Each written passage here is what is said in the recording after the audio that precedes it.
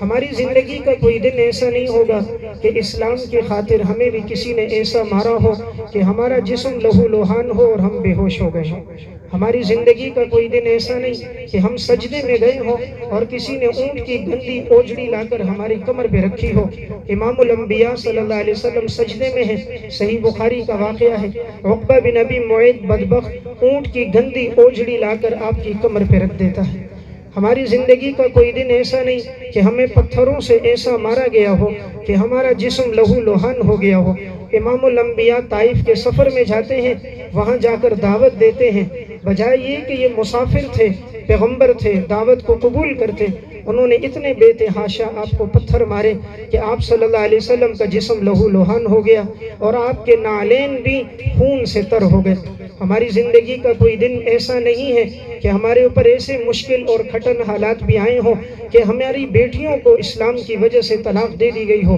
آپ کی دونوں بیٹیوں کو مسجد حرام میں ابو لہب کے دونوں بیٹوں نے طلاق دے دی تھی۔ تو میں عرض کر رہا تھا، آج ہم کہتے ہیں اذیتیں ہم پر آئیں، تکلیفیں آئیں،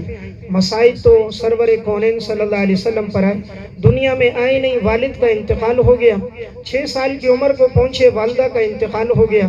8 سال کی عمر کو پہنچے دادا کا انتقال ہو گیا، سگا بھائی کوئی نہیں، سگی بہن کوئی نہیں، زندگی میں 3 بیٹیوں کا انتقال ہو گیا، حضرت رقیہ، ام کلثوم اور زینب، زندگی میں 3 بیٹوں کا انتقال ہو گیا، ابراہیم کا، قاسم کا، عبداللہ کا، زندگی میں رفیق حیات حضرت ختیجہ رضی اللہ تعالیٰ عنہ کا انتقال ہوا، آپ کی زندگی میں آپ کے چچا ابو طالب کا انتقال ہوا، مصائب تو حضور پر آئے۔